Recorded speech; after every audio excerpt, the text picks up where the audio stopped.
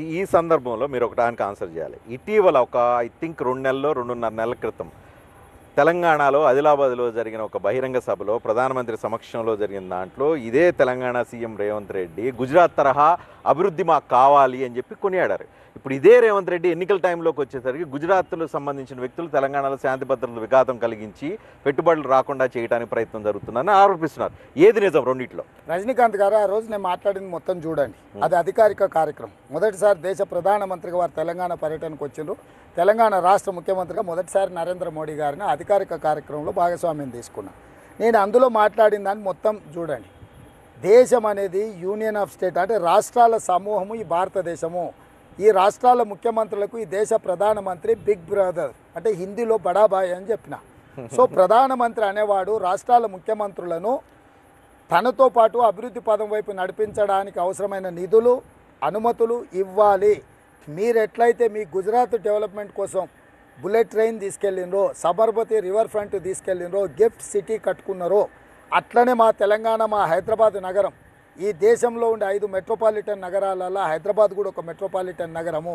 ఈ మెట్రోపాలిటన్ నగరం మీ నుంచి మెట్రో రైలు ఆశిస్తుంది, మూసీ రివర్ డెవలప్మెంట్ ఫ్రంట్ ఆశిస్తుంది, ఐటీఐఆర్ కారిడార్ ఆశిస్తుంది, మల్టీనేషనల్ కంపెనీల ఇన్వెస్ట్మెంట్స్కు మీ అనుమతులను ఆశిస్తుంది. వీటన్నిటిని కూడా మీరు అనుమతి ఇవ్వడం ద్వారా మీరు ఏదైతే దేశ ప్రజలకు మధ్యతరగతి సగటు వాళ్లకు ఒక ఆశ కల్పించిందో 5 ట్రిలియన్ ఎకానమీ అనేది మీరు అనుకుంటున్న ఈ దేశం 5 ట్రిలియన్ ఎకానమీకి చేరాలి అని అంటే 5 మెట్రోపాలిటన్ నగరాలలో నా దగ్గర హైదరాబాద్ నగరం ఉంది. నా ఆదాయం పెరిగినప్పుడు నా దగ్గరికి పెట్టుబడులు వచ్చినప్పుడే మీ 5 ట్రిలియన్ ఎకానమీ అనే విధానానికి నేను సపోర్ట్ అవుతాను. కాబట్టి యాజ్ ఎ బిగ్ బ్రదర్ మీరు మాకు అన్నీ చెయ్యాలి తెలంగాణకు అని నా డిమాండ్స్ను ముందలబెట్టిన నేను ఈరోజు కూడా ఆ మాట కట్టుబడి ఉన్నా. ప్రధానమంత్రి ఎవరు ఉన్నా కుర్చీలో ఈ దేశంలో ఉండే ముఖ్యమంత్రులకు బిగ్ బ్రదరే బడాబాయినే. ఇప్పుడు కూడా నేను చెప్తున్నాను, నా మాటలో ఎలాంటి శశపిశలు లేవు, లేకపోతే ఆ రోజు అది కాదు ఇది అని నేను బుకాయించే ప్రయత్నం కూడా చేస్తలేను.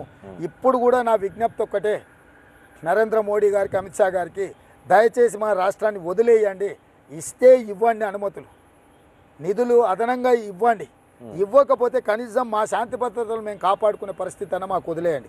మీరు వచ్చి మత చిచ్చు రేపి మతాలకు వ్యతిరేకంగా మాట్లాడి మా ప్రజల మధ్యలో పంచాయతీలు పెట్టి ఇవి మేము కత్తులతో పొడుచుకునే పరిస్థితికి మీరు తీసుకురాకండి. మీకు అట్లాంటి ప్రయోగాలు ఏమని ఉంటే మీరు గుజరాత్లో చేసుకోండి. తెలంగాణ మీద ఈ దుర్మార్గమైన ప్రయోగాలు చేయొద్దు అని చెప్పి వాళ్ళిద్దరికీ నేను విజ్ఞప్తి చేస్తున్నా. ఈరోజు వచ్చిన ఏ బీజేపీ నాయకునైనా వారి భాష కానీ, వారి ఆలోచన కానీ, వారి విధానం కానీ ఎట్లుందో ఒక్కసారి చూడండి. ప్రతివాడు చార్మినార్ దగ్గరికి వెళ్ళి భాగ్యలక్ష్మి టెంపుల్ అంటాడు.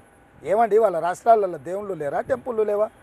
హైదరాబాద్లో బిర్లా టెంపుల్ లేదా, లేకపోతే సమ్మక్క సారలమ్మ టెంపుల్ లేదా, యాదగిరిగుట్ట లక్ష్మీ నరసింహస్వామి టెంపుల్ లేదా, లేకపోతే భద్రాచలంలో రాముడి గుడి లేదా? ఎందుకు అక్కడికి వెళ్ళారు మోడీ గారు, అమిత్ షా గారు? హైదరాబాద్ దగ్గరికి వెళ్ళి చార్మినార్ దగ్గరికి వెళ్ళి కూతవేటు దూరంలో ఉన్న మక్కా మసీదును ఆ పరిసర ప్రాంతాలలో నివసిస్తున్న ముస్లింలను భయపెట్టడం ద్వారా రాజకీయ ప్రయోజనం పొందాలనే కదా. అది సెన్సిటివ్ ప్లేస్ అని, హై సెన్సిటివ్ జోన్ అని election commission of India notify చేసింది కదా. వాళ్ళు వెళ్ళడాన్ని నేను తప్పు పడతలేను, వెళ్ళండి, మీకు నచ్చిన దేవుడి దగ్గరికి వెళ్ళండి. కానీ మీ ఉద్దేశం ఏంది, మీ విధానం ఏంది, మీ ఆలోచన ఏంది, ఎక్కడికి దారితీస్తుంది ఇది? ఏం చేయదలుచుకుంటారు తెలంగాణని? మీరు హైదరాబాదు నగరాన్ని విధ్వంసం చేసేస్తారా మీరు?